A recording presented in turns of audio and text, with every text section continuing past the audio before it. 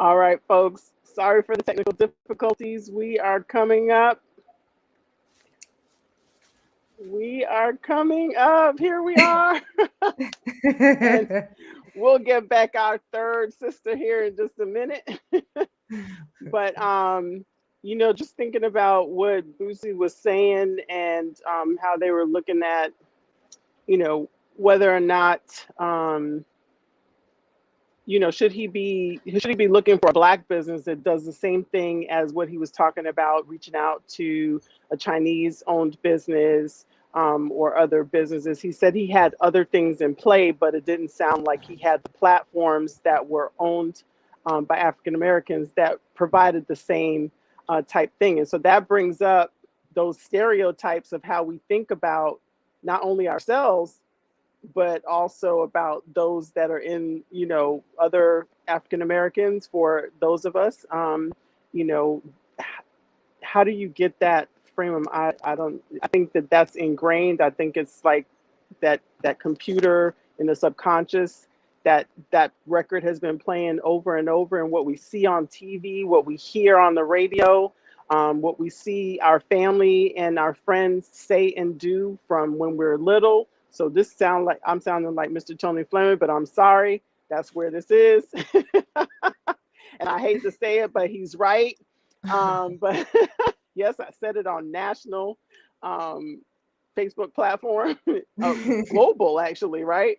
So, but so your mindset is going to determine how you deal with yourself and how you deal with your community. And it's not to say that we don't like other people, we don't deal with other. Of course, I think you have to deal with the population at large in order for life to work. We can't just separate people out or separate ourselves out that way. But at the same time, you have to have a mindset that elevates you to the possibilities that are there for you. And if you don't have a positive mindset, a mindset that says I can do rather than I can't do, then that's leading down where the majority of people go, which is feeling that they're less than, which is not cool.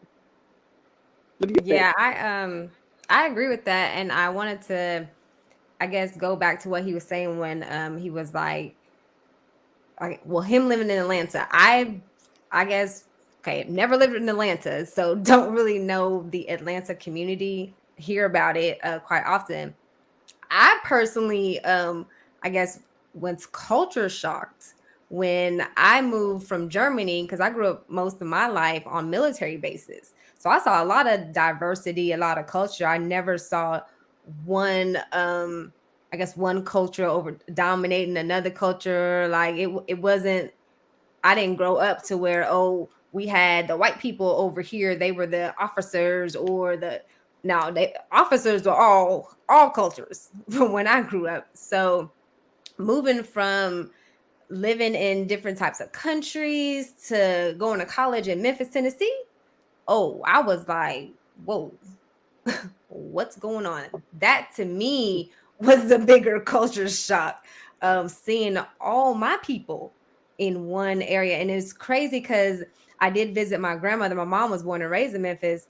And, I remember times spending a week or two with my grandparents in the summertime in Memphis, but it never dawned on me that I was seeing a bunch of Black people in one area. That just didn't click. It clicked more for me being on the military bases and seeing the different the different cultures and the diversity. So getting to Memphis and I saw no diversity, and it's literally Black or white. I'm sure there's other cultures there, but that's all I saw when I got to college: Black or white. That was it.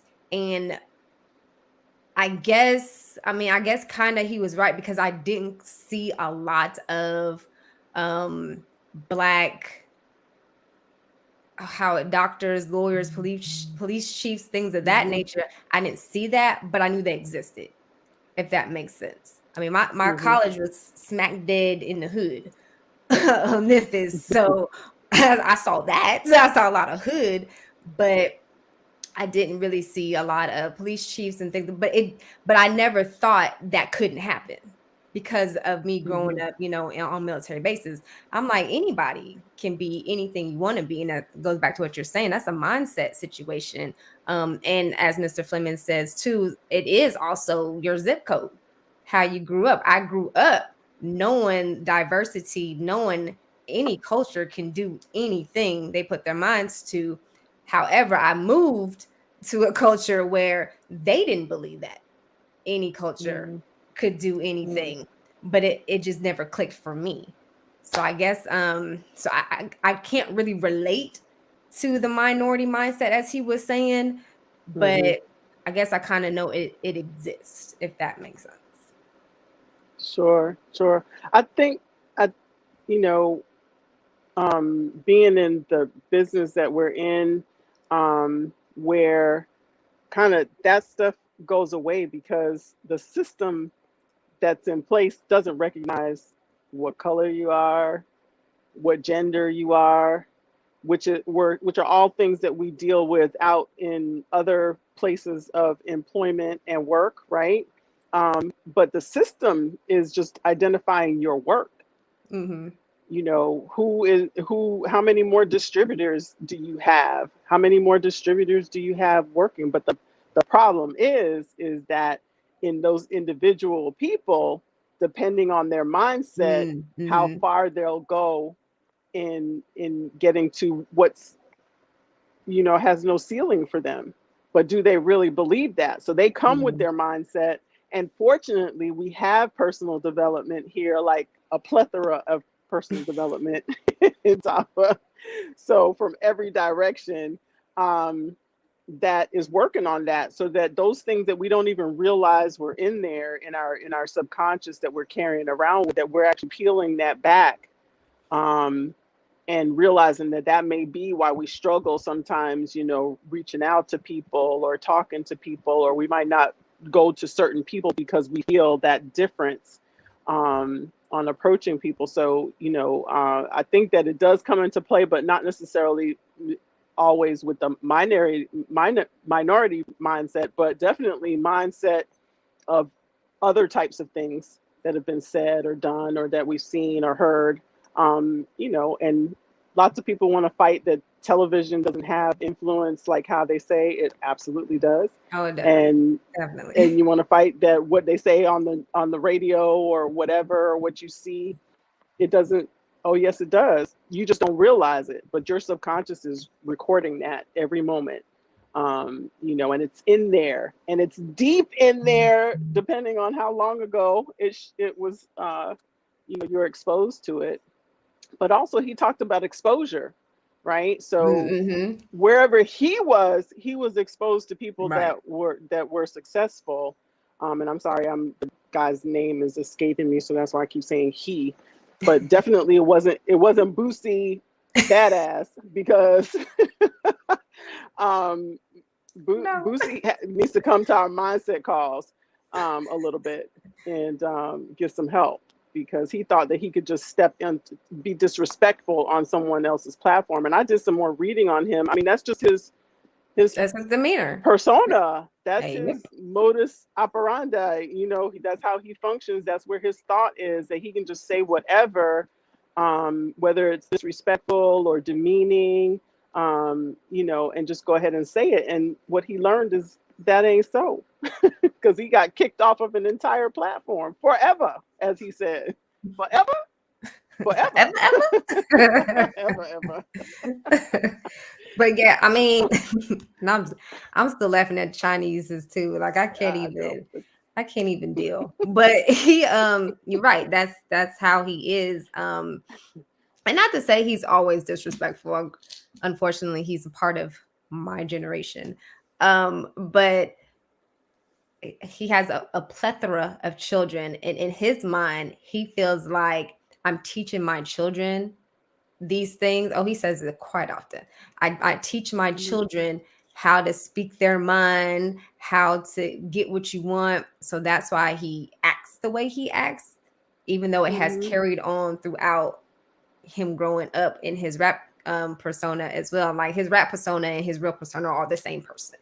So they are, some people put Yeah, on for their career yes, and not yes. pussy. But and you're right, he definitely needs to tap into a mental toughness call, because him thinking that I'm teaching my children how to Yes. be, I'm a voice for the young people, to not let people run over me, and you can say what you want to say. It's a decorum that you need to have. And of course, yes, you don't want anybody to shut your voice out, but that's not, disrespect's not it. I should know that is not the way.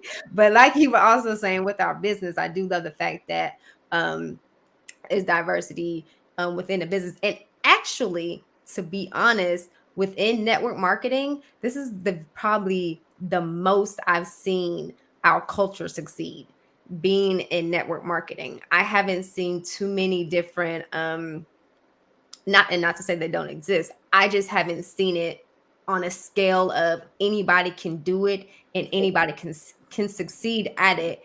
And it's a lot of our culture, the Black people, who are succeeding in network marketing. And it wasn't always like that, but it's definitely like that now, especially with Tava. Our CEO is Black. CEOs, Right. excuse me, they Black. Right. So I love that about our company, and that the industry itself, like I said, is a where I've seen the majority of Black people succeed. That's awesome. That's awesome. And definitely statistics just speak all the way across the board about the most millionaires in this industry. Most millionaires overall from this industry in this country. So that speaks Oh volumes yeah. right there. Oh yeah. Definitely not the most millionaires in the physician industry. No. But so anyway, that's Oh, my which own personal issue. oh, but that but and it's crazy because, and that's the culture, we're off the culture. I keep saying the culture.